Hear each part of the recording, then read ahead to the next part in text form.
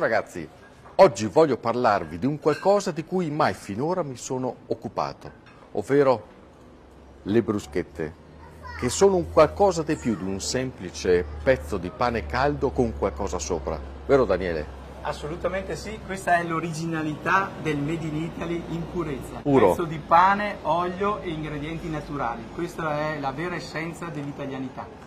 Andiamo però anche al di là. Le bruschette sono anche un modo per valorizzare chi la farcitura la produce, no? Assolutamente Gli agricoltori. sì. Per fare una buona bruschetta ci vuole una materia prima sana, veramente ottima come qualità, e poi ci vuole la maestria di un buon cuoco che sa fare il proprio mestiere. Quindi non basta scaldare il pane e buttarci sopra qualcosa. Assolutamente no, ma c'è una preparazione a monte che implica una dedizione particolare, veramente minuziosa, scegliersi il pomodoro giusto, il prezzemolo giusto, il formaggio e naturalmente a ogni bruschetta ci va una sua tipologia di olio, è fondamentale.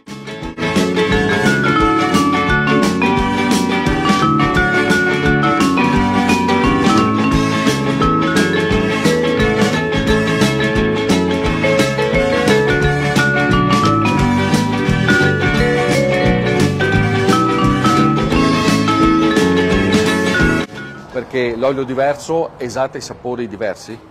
Ogni sapore di olio è più delicato, più profumato in funzione della farcitura della bruschetta stessa. Quindi la bruschetta col tonno, capri, olive ci andrà un olio leggermente più sostanzioso, più profumato, Certo, più ricco. certo.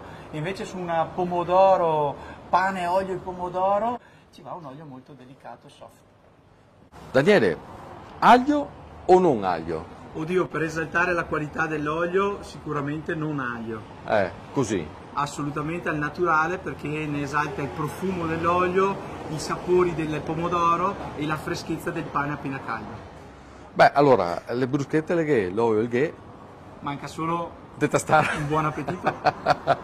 Un'idea simpatica, uno stuzzichino anche da passeggio a questo punto, vero? Assolutamente sì, siamo sotto i portoni della Bra e questo era l'emblema di quello che poteva essere la bruschetta del passeggio, una tipicità del veronese aperta a tutti quanti. Quindi voi fate la passeggiata in città e per merenda magari una buona bruschetta. Non c'è altro come una fetta di pane, olio e pomodoro. Ma quindi adesso potremmo anche se non dobbiamo andare a camminare, ma potremmo stesso vedere, vero? Assolutamente sì. Quale vuoi? Ah beh, io per la mia dieta personale, pane, olio e pomodoro tutti i giorni. Ma lo vuole a me?